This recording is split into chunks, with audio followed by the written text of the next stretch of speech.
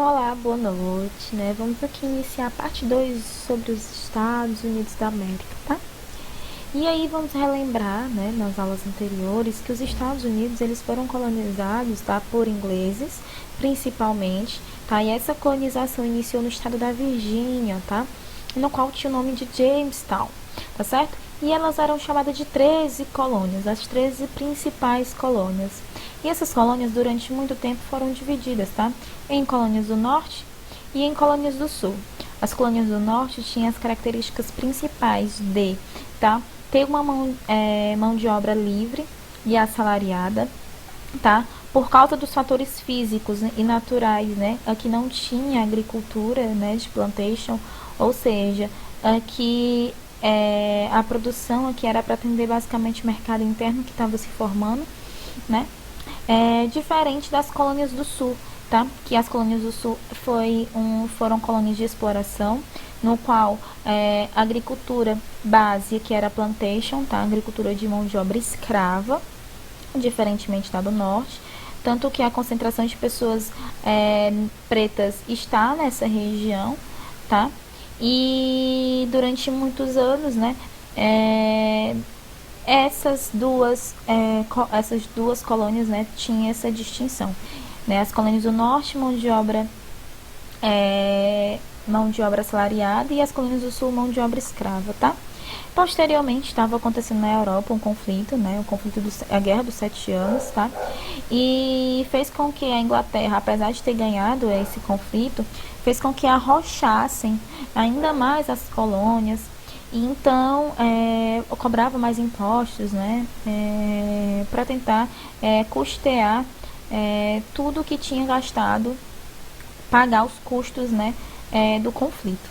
E aí essas colônias se uniram, tá, na liderança de George Washington, e travaram a Guerra da Independência, né? Quando chega em 1783, é assinado o Tratado de Paris, no qual, né, a Inglaterra se convence que os Estados Unidos se tornaram independentes, tá? Posteriormente a isso, né, George Washington, esse carinha, ele assume a presidência dos Estados Unidos e vê que é necessário que aconteça uma expansão territorial para o oeste.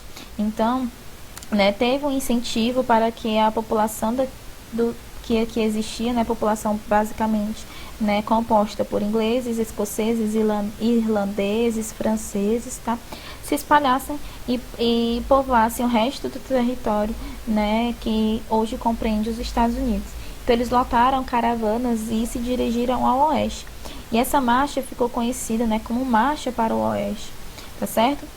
Depois de muito tempo, tá? Depois de quase 100 anos, né? Quando chega em 1830, o presidente naquela época era Jackson Andrew, né? Ele decreta o ato de remoção indígena. Porque, né, antes das pessoas brancas, né, se espalharem pelo território dos Estados Unidos, tinha a população nativa, né, que é a população indígena. Então houve conflitos, né, e acabaram que com esse ato de remoção indígena, os brancos eles poderiam retirar esses indígenas das suas terras, né, utilizando a violência, né, e foram praticamente dizimados esses índios, né.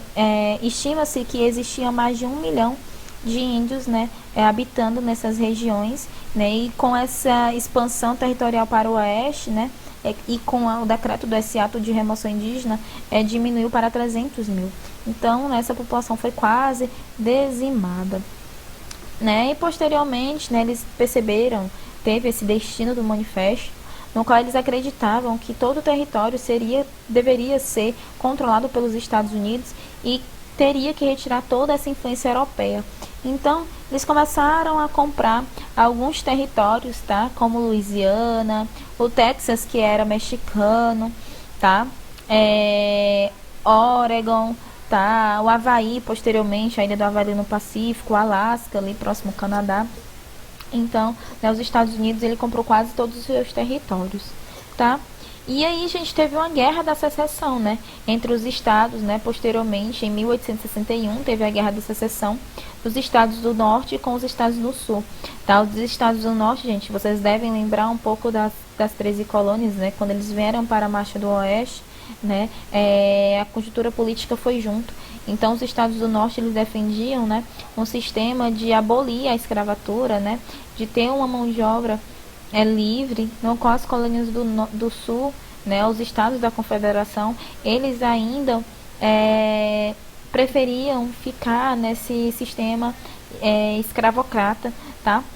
E aí aconteceu a Guerra da Secessão, né? Quem ganhou foi os estados do norte, né? E posteriormente os estados do sul se rendeu e aboliu, né? Essa guerra fez com que abolisse todo o sistema escravocrata dentro dos Estados Unidos, tá? E aí, né, a gente queria mostrar para vocês os dados que a população negra ou afro-americana nos Estados Unidos ficam presentes nessa região, tá? A região essa que no processo histórico é marcado, né, pela exploração da mão de obra preta, né, negra e afro-americana, tá certo?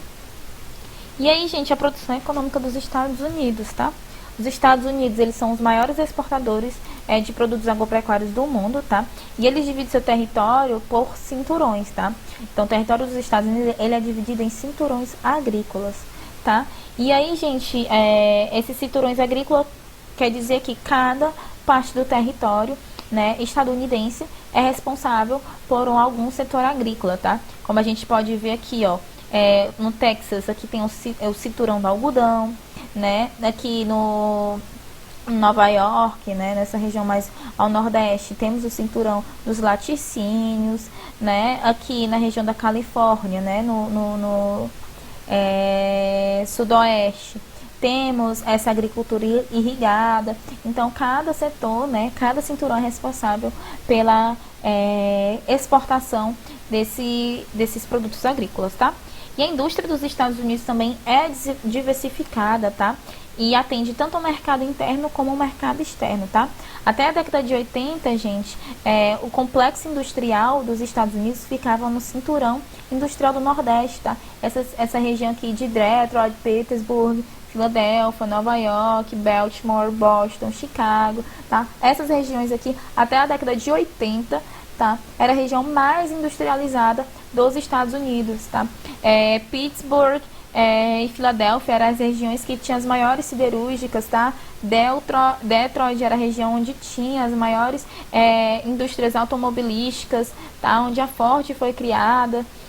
E até a década de 80, essa região, gente, era muito cara. As indústrias pagavam muito caro para colocar suas fábricas, indústrias nessa região.